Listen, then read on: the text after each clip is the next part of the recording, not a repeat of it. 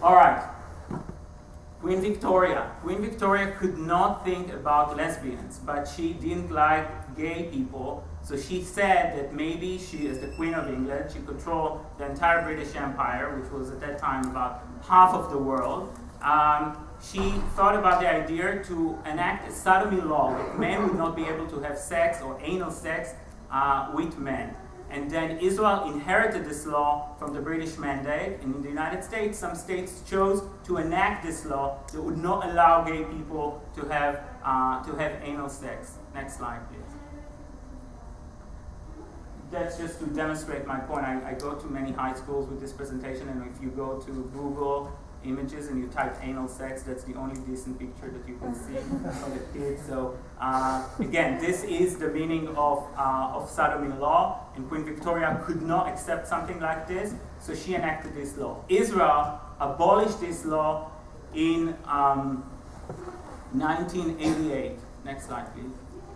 Yeah. In 1988, the Knesset, the Israeli parliament, abolished this law that Israel never enacted because we got it from the British Mandate. In the United States, it was the Supreme Court in 2003 that abolished the law based on a case from Atlanta, Georgia, when the police had a search warrant in an apartment to search for illegal drugs. They couldn't find any illegal drugs, but they found two men having sex with each other, and there was a reason for them to get arrested because it was not allowed according to the state law in Georgia.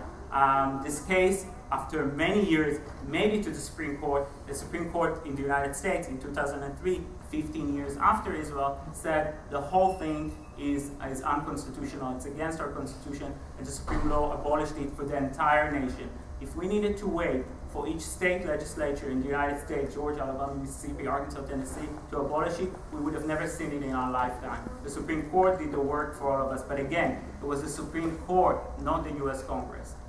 Next slide, please.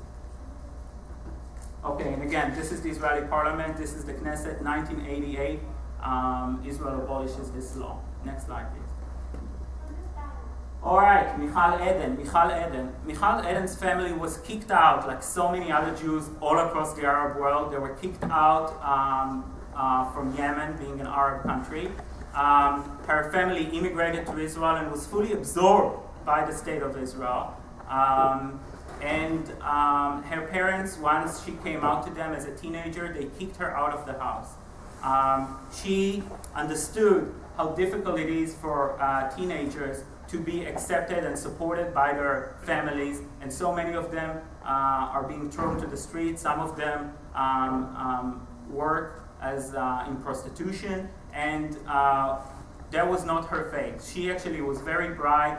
She went to school, and as a community activist, she decided that she's going to do something for those teenagers because she was one of them. She was the first woman to be elected, an openly lesbian, to be elected to any public office in Israel. She served as a council member for the city of Tel Aviv, and the first thing that she did in office was to start a house, a hostel for teen youth open to everybody, Jews, Palestinians, Christians, who can come there and stay there for as long as they need, and it is being supported by the government of the state of Israel and the city of Tel Aviv. And again, she was the first one, the first openly elected lesbian.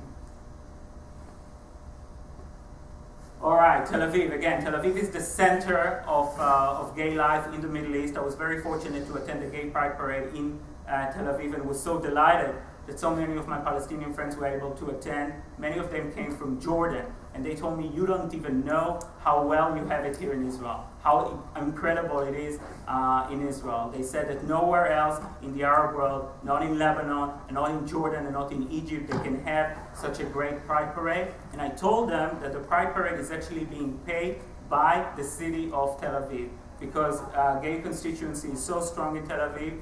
Queer people vote, they have elected officials. Michal Eden is not one of them anymore. She's not in the city council, but so many others. So the city of Tel Aviv pays for the Gay Pride Parade, and it's not the only Gay Pride Parade in Israel. There are Gay Pride Parades all across Israel, in Jerusalem, in Eilat, in Haifa, in Kiryat Shmona. Not all of them are paid by the local governments, but they all have their own Gay Pride Parades. All right, the Jerusalem Open House. The Jerusalem Open House is an organization that was established in Jerusalem. People say it's very easy to be gay in San Francisco, California, or in New York City. It's more challenging to be gay in Salinas, California, or in some small communities that you guys probably know better than I do in the state of New Jersey. Jerusalem is not an easy city to be queer. However, community organizers established this organization right above the Burger King restaurant in the main pedestrian mall in Jerusalem. And from the beginning, it was important for them to support the Palestinian community, both in East Jerusalem and all across the West Bank.